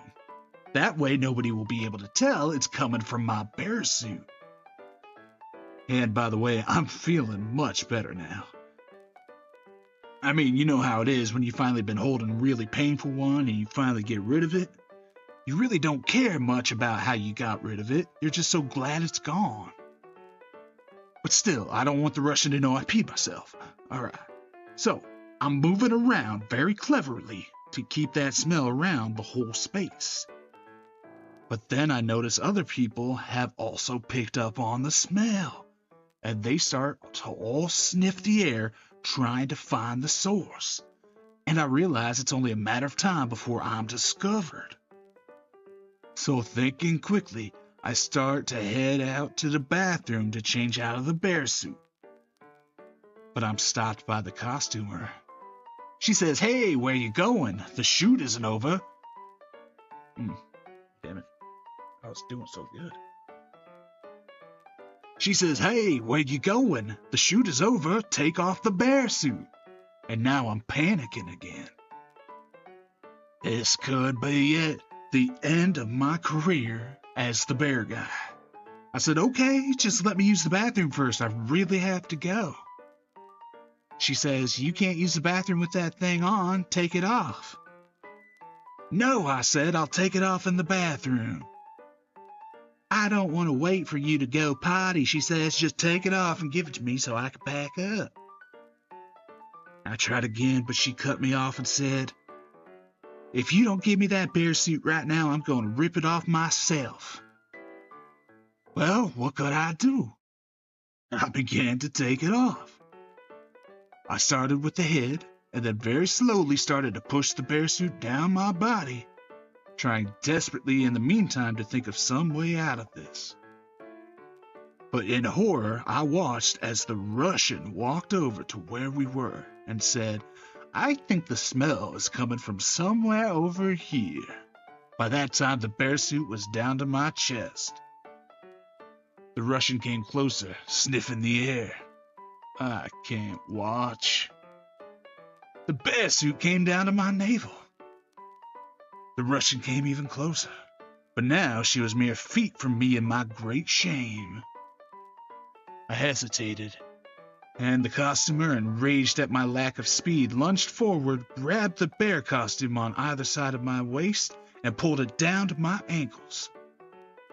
In doing so, she came face to crotch with my sopping, piss-wet, heavily malodorous tidy-whities, although now they were more like tidy yellows. She realized at once what had happened. And so did the Russian, whose sniffing trail had brought her stooped over at last to my waist. I watched as her beautiful face recoiled in horror at the sight of this chubby, hairy Armenian standing before her in his piss-stained briefs. The costumer was livid. "Oh my God," she screamed. "Did you fucking piss my bear suit? You fucking sick bastard. You did. You pissed my bear suit." And everybody else on the set came over to investigate the great fracas. And as they did, there was still pee dripping out of my underwear, freed now from the constraints of the bear suit. My beloved Russian turning her face from me, dry heaving. The costumer was out of her mind with fury, screaming at the top of her lungs that I had ruined her bear costume. The director was now in a panic, worried that the costumer was about to stab me through the eye with one of the bear claws. Several small children who happened to be there for daddy-daughter at work day started crying. I even saw one old woman gouging at her eyes, trying desperately to unsee. There was shrieking, weeping, wailing, and gnashing of teeth. Finally, I could take no more humiliation. I realized the end of my fight had come. I stripped off my soiled and sopping underwear, which were now useless to me. I placed them tenderly into the hands of the Russian, though she tried to pull away from my naked embrace. And I ran. My family jewels again exposed to the world, flipping and flopping in the wind. I left my clothes, my wallet, my phone, everything behind in a futile attempt to salvage my dignity. But it was too late. My good reputation was shattered in the community that had come to revere me as the bear guy. I would never again don the bear suit. And that was the sad day I decided to abandon my long-held bear ambitions and become a lawyer. So I'm with all you here today instead of living in the filthy luxury as the famous bear guy because of 7 cups of coffee. You're out of control. Why do your stories always end with you naked in public? Did you just sit at home writing these things? Hand to God, Jamie, hand to God. What was the commercial for? I don't know, General Warts or something? Thanks, Armin. You're always a good time. I was in a commercial. Really? Yeah, for real. What kind of commercial? It was for a family values nonprofit organization. I was a kid. I was 8, I think. They put me with a couple of fake parents reading, playing catch. You know, quality time. Hey, a legit celebrity. Do you have the tape? Yeah, we'd like to see it. My parents have it back home. Nobody has to see my tape. I swear to God, this actually happened. I believe you. Any other showbiz action? No, I had some offers, but my parents were concerned about the time commitments. That's what I hear. Those child celebs sort of have it take over their lives. Exactly. Hey, speaking of quality time with your parents. Oh no. Sarah and I have such a disturbing case going to trial in a couple weeks. What's it about? It's an incest case. Oh, God. Who are the parties? The defendant is the father. The victim is his daughter. Is she a minor or adult? Minor. She's 16. That's an odd question, though. Why? Why not just ask how old she is? Would it make a difference to you if she were an adult? Well, there's probably less culpability for the father if she's an adult. Legally, it would make a difference. That's true for any ancillary charges like sexual contact with a minor, but not for the incest charge itself. Yeah, that's all I meant. What is the incest law in California? The law says that anyone who has incestuous sex and who is over the age of 14 can be convicted of a felony. So 13-year-old twins could... I would hope if we caught two 13-year-old siblings having sex, we'd be looking at counseling them rather than sending them to jail. But under that statute, couldn't the daughter in your case also be convicted since she's over the age of 14? No, because a minor can't consent to sex with an adult. Well, sort of. There are situations where it matters if the sex was quote-unquote consensual. For example, if a minor consents to sex with an adult, the adult cannot be convicted of rape. That didn't used to be true. But what about statutory rape? Calling it statutory rape might be misleading. There's a difference in the way we punish actual forcible rape and unlawful sexual intercourse with a minor. So, could the victim also be charged? If the incest statute were read literally, then yes, she could also be charged with incest. But there's established case law saying that in an incest situation, a minor who has sex with an adult is a victim and therefore cannot be charged with incest. Was your case a forcible rape? Yes, we've charged forcible rape. But even if she would have said, yeah, Dad, I'm down for it, he's still guilty of incest and she's not. Right. The reason incest is against the law is because prohibiting sexual contact between family members protects children who could be exploited by adults or older family members.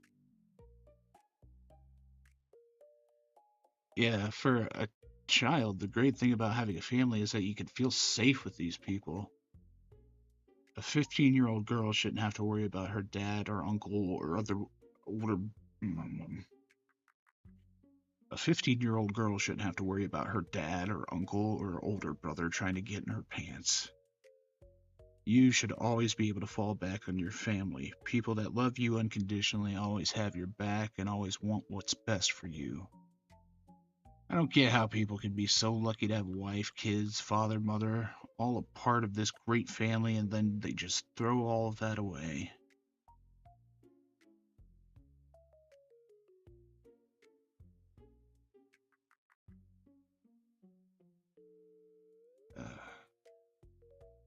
Alright, so look, I get it. We want to protect children, absolutely. But if that's all it is, then why is incest between two consenting adults illegal?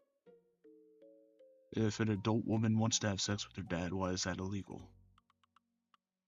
Because it's disgusting? Is that a reason to make something illegal? It's obviously not disgusting to them. By making it illegal at any age, we're preventing adults from grooming children for future adult sexual relationships. Outlawing the sex between the adults protects the children. Probably even more important than making it illegal is making sure it's a social taboo. Alright, but look, say you've got a 22-year-old woman. Good parents, kind, taught good values, no exploitation of any kind when she was growing up. Now she's an adult. Mom dies, dad is lonely, daughter's lonely, they get together. There are no children being groomed or harmed in any way. Just consensual conduct between two healthy adults. They don't sound like healthy adults. Yeah. Incest has been practiced historically in a number of civilizations, often by very famous leaders. First of all, there's still a power differential there between the father and the daughter that can be exploited even when she's an adult. If consent between adults were a defense to incest, then as prosecutors, we'd be having to sift through very complex emotional histories trying to figure out whether it's really consent or if the daughter is being taken advantage of. But more importantly, there needs to be a firm societal taboo against it. It doesn't matter if it's consensual or not. By making a clear line that says, do not have sex with your family members, we make it very clear to minor children and to adults, but it's more important for children, that they don't ever have to worry about sexual pressure within the confines of their family even after they turn 18. That allows them to have a safe space at home. And having that safe space is an important factor in a child's social, mental, and emotional development. I understand that in some rare circumstances in the past, incest has been practiced by some very visible people, but modern society has made a number of improvements by creating social mores that protect minors. For example, 12-year-old girls may have once been considered breeding age, and now they are middle schoolers building a strong foundation for lives as adults. We don't walk back modern reforms by using historical errors as a model. Well, there are also major countries that still allow it today, Spain, for example, and even some states in the US. There still may be places where it's not illegal, but even there it's still considered taboo. And anyway, those places are wrong. Ugh. Yeah, I agree with her. Yeah, look, I don't disagree. I'm just pointing out the counter arguments, that's all. Got an adult cousin you're interested in, Ryan? Cousins are legal in California. Very funny. No, I'm good, thanks. No comments. Sarah? I really hate this case. It's a hard one for me. Yeah, I can imagine. Nobody's mentioned the risk of mutant babies. Speaking of family, I hate to be a dad, but I've got a wife and son waiting for me. I think I'm finished too, actually. Yeah, it's probably time. Well, on that happy incestuous note, I'm gonna go home and drunk dial my mom.